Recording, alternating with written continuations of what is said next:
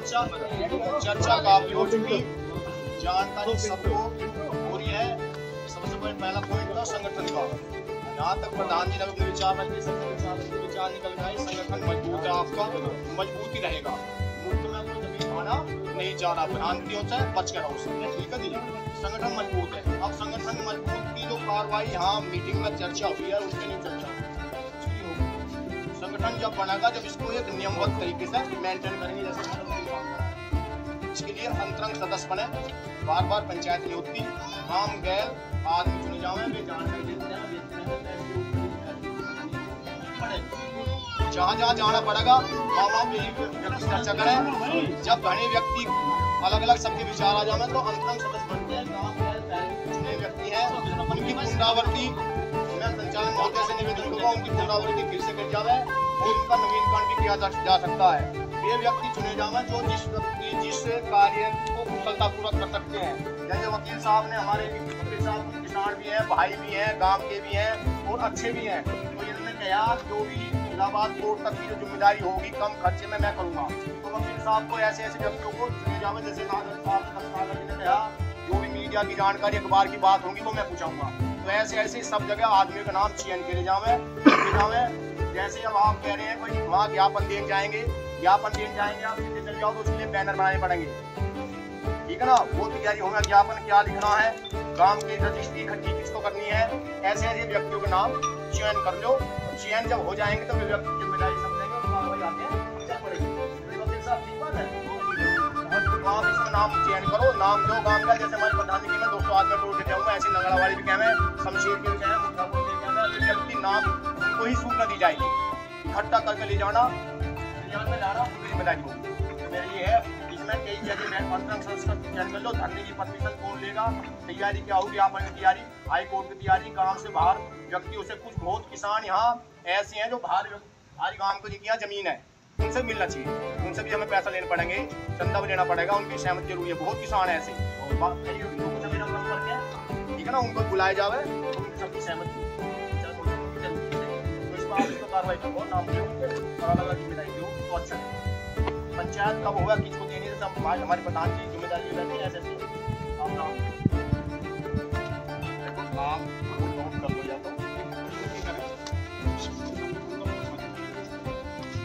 मुझे तो लगता नहीं कहीं कोई, ये जरूर है कि हमारे आपस में अपने ही किसी भाई से कभी किसी बात में किसी विचार में कहाँ छुट्टी हो गई, देखो सबकी सोच अपनी अलग है।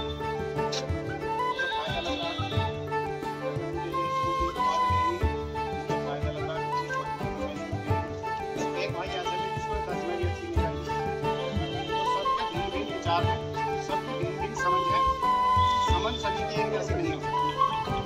1 साल हो गया हम लोग योजना को चलते, जब पिछली साल हमने सर्टिफिकेट का जो कोई नकदीकरण योजना को देखते हुए सर्टिफिकेट बढ़ाने की ये पेपर के माध्यम से चल रहा है कि भाई यहाँ प्राधिकरण कोई योजना मांगे जाता है। अब उस 1 साल में अगर हम बात करें तकरीबन 6000 हेक्टेयर जमीन को, 6000 बीघा जमीन को इस योजना में लेंगे। 6000 बीघे में से अगर हम बात करें 1 साल के अंदर मुश्किल से मुश्किल उन्होंने 200-300 बीघे जमीन की रजिस्ट्री कर पाएंगे, इतनी भी नहीं हुई है। अभी जहाँ सभी गाँव में रहते हैं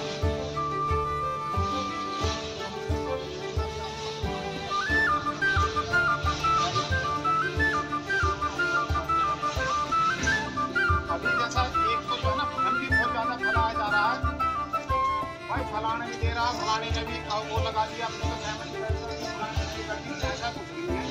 गांव के छोटे-मोटे 2-4 ही किसान हैं जिन्होंने अभी तक जमीन की,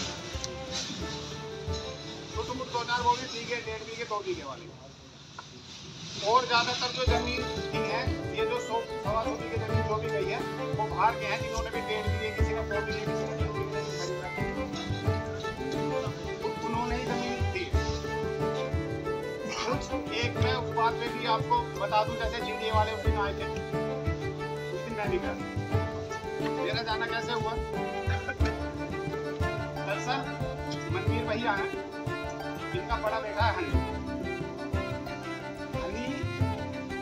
शहर में ज्यादातर काम कर रहा है काफी टाइम से वो काम कर रहा है। उसने कोई तरफ से भी कुछ मकान बनाए, प्लॉट के लिए मकान बनाए, बेच दिए, कुछ प्रॉफिट पर प्लॉट दिया, महंगे पैसे मिले, ये दो लोगों से ही वो काम कर रहा है।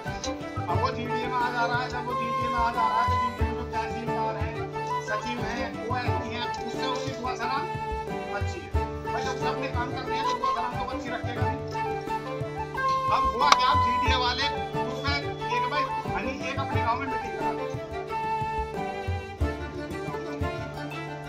गांव में बहुत ज्यादा लोग चल रहा है तुम्हारी योजना का, और तुम अगर मीटिंग करोगे तो मीटिंग एक सामूहिक जगह पे कहीं अपना एक प्रधान से मिलो।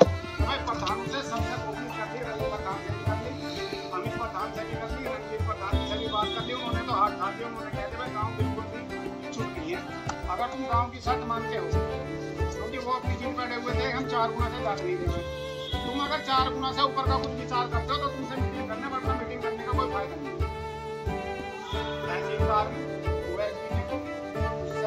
कि भाई एक बार तो अपने घर को बुला, 100-50 किसानों को बुला ले, हमारी बात करा ले, हमारी बात बनेगी तो ठीक, ना बनेगी तो अब हनी का फोन आया, हनी कहता है भाई अंकल ऐसा ऐसा बात है, मेरा काम है, ऐसा ना हो इनको भी ये लगे कि हाँ मैंने तो कोशिश की, जो बात पूछे की है, जो काम कर रहा है उन बातों को ही मीडिया के सामने रखना। यहाँ ज्यादातर मुझे लग रहा है यहाँ भी बहुत लोग ऐसे करते हैं जो उस मीटिंग में थे, वो भी हाथ उठाते हैं, एक बार मैं तो बहुत आदमी थे। किसी भी आदमी ने ये नहीं कहा जीडीए से कि मैं जमीन दूंगा, किसी भी आदमी ने। तो हमारी पंचायत में बातें चल रही है, वही बात वहाँ रही। मैं थोड़ा लेट पहुंचा था, भाई साहब हमने जो है उनसे बातें कर रहे थे, और अपनी बात उन्होंने इतनी मजबूरी से रखी हुई थी, हमने भी उनसे बातें की। भाई हमें तुम ये बताओ, क्या तुमने यहाँ धारा 4, धारा 6 या अधिग्रहण वाला अधिग्रहण तुमने कह दिया अधिग्रहण हम ला रहे हैं, कैसे अधिग्रहण ला रहे हो? क्या प्राधिकरण के कहने से अधिग्रहण हो जाएगा? प्राधिकरण के कहने से अधिग्रहण नहीं होता। अधिग्रहण के लिए तो उन्हें बहुत सारे जो है सीढ़ियाँ, पहले आप यहाँ से करोगे अपनी बोर्ड में मीटिंग में, यहाँ से मशक्कत करके फिर जो है कमिश्नर उसको कर देगा, हाँ भाई सहमति कमिश्नर ने दे दी मेरे से, फिर उसको आप गवर्नर करेगा, राज्य सरकार करेगी, फिर सेंट्रल गवर्नमेंट करेगी। ये बहुत बड़ा मुद्दा है। तो अधिग्रहण के लिए तो ये सिर्फ डराई गई है। और जब तुमने अधिग्रहण अभी तक लागू नहीं हुआ है, या कोई धारा 4 या धारा 6 या रजिस्ट्री में तुमने रोक नहीं लगाई, तो तुम्हें क्या अधिकार है कि तुमने सर्किल रेट बढ़ाने पे रोक लगा दी? तुम सर्किल रेट तुमने क्यों रोक दी? 20% जो तुम जमीन ले रहे हो, क्यों आज तक तो पूरे भारत में ऐसा कभी हुआ नहीं है कि तुम 10% की रोड ले रहे हो और 10% जो है एक्स्ट्रा ले रहे हो, किस नियम के तहत ले रहे हो? कुल मिला के 10-5 आदमियों ने उनसे बहुत तेजराम प्रधान जी थे, और वाले भैया भी बैठे हैं, उन्होंने भी बात की, प्रधान जी ने भी बहुत मजबूती से बात की, भाई ने भी, राजू ने भी की। मतलब किसी की भी बात का उनके पास कोई जवाब नहीं था, और वो कहने लगे भाई चलो चलो भाई चल रहे चलो, हाथ जोड़ के वो चलने लगे। मगर जी अब आए हो, आप अतिथि हो, और आपसे अगर मीटिंग करने की आवश्यकता, आप ये ना समझे कि इस मीटिंग में कोई निष्कर्ष नहीं निकला, और 2 बार आओ, 10 बार आओ, 20 बार आओ, हर बार आपके पास बैठेंगे, पर हमारी जो मांग है वही रहेंगी, हम अपनी मांग से पीछे नहीं हटेंगे। एक तो जैसा ग्रुप में भी एक तो बच्चे हैं, वो एक दो बच्चे थोड़ा बहुत वो अनाप शनाप दिख रहे हैं, उनकी बातों का भी कोई दिल पे जाकर ना ले, ना वो लिखना भी नहीं चाहिए। एक ग्रुप में एक चल रहा है दलाल वाला, के भी दलालों से सावधान रहे। देखो मेरी अपनी समझ,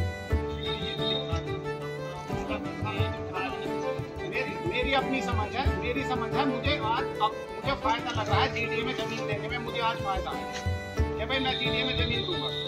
तो मैं कह रहा हूँ किसी 4 भाई से कि भैया यार मुझे तो ये फायदा लग रहा है, तो इसका मतलब ये नहीं है कि मैं किसी के साथ विश्वासघात कर रहा हूँ। वो 4 भैया मुझे ये समझाने की कोशिश कर रहा है मैं तो गलत है, वो मुझे समझाएं, ऐसा ना फलाना आदमी तो हमसे, भाई मैं अगर कोई बात गलत कह रहा हूँ तो मेरे मुंह पे अगर कहोगे मुझे तभी महसूस होगी कि मैं गलत कह रहा हूँ। अगर मेरे मुंह पे ना कह के आप औरों से इस बातों की चर्चा कर रहे हैं, तो कहीं ना कहीं आप मुझे अपने से तोड़ने की कोशिश कर रहे हैं। हम किसी भी अपने भाई को तोड़े ना, सबको साथ मिला के रखें, संगठन अगर मजबूत रहेगा, जीडीए की मनमानी नहीं चलेगी और ना ही कभी चलेगी। अगर कहीं हम रोड की बात करें, अगर हम कहीं जैसे रोड निकल रहा है या कोई सामूहिक कोई आपका जैसे स्टेडियम हो गया, कोई बिजली घर हो गया, उसके लिए ये जोर जबरदस्ती कर सकते हैं, वरना पे जमीन खरीद रहे हैं और फिर बेचेंगे। हमने उनसे बात की, भाई तुम जो है एक योजना एक रेट करो, एक योजना एक रेट तो नहीं होगा। मैंने जो प्लॉट दोगे, अगला प्लॉट नहीं दोगे, कुछ प्लॉट दोगे 40,000 50,000 रुपये में, जब डेवलप करके अपना दोगे, या चंपत नगर में आधे रेट में दोगे? चंपत नगर की तो तुम आधे रेट में जमीन ले रहे हो, तुम तो चंपत नगर की भी उसी रेट में बेचोगे और उसको भी उसी रेट में बेचोगे। तो आज मैंने ये तक भी बोला था, जो चंपत नगर का किसान है ना, जो शमशेर का और भनेड़े का किसान है, आज उसकी स्थिति ये है कि अगर तुम जोर जबरदस्ती उसके साथ करोगे तो आत्महत्या के सिवा उसके पास कोई चारा नहीं है। जब तक वो लड़ेंगे, जब तक लड़ेंगे, और जब उन्हें ये लगेगा कि अब हम हारने वाले हैं, तो उनके पास कोई और चारा नहीं है कहीं। क्योंकि अगर आप जमीन की आप कीमत देखोगे, काली सड़क पे यहाँ से आप मुजफ्फरनगर तक चले जाओ, बड़ौद बागपत सामने चले जाओ, बुलंदशहर चले जाओ, कहीं भी काली सड़क पे जमीन की कीमत 40, 50, 60 लाख रुपए बीघे से कम नहीं है। जितनी हम अपनी जमीन यहाँ देंगे, इतनी की हम जमीन ले नहीं पाएंगे। अभी उन्होंने एक सदरपुर में एक प्लॉट मिलना था, डेवलपमेंट चार्ज तो है ही है, जो डेवलपमेंट चार्ज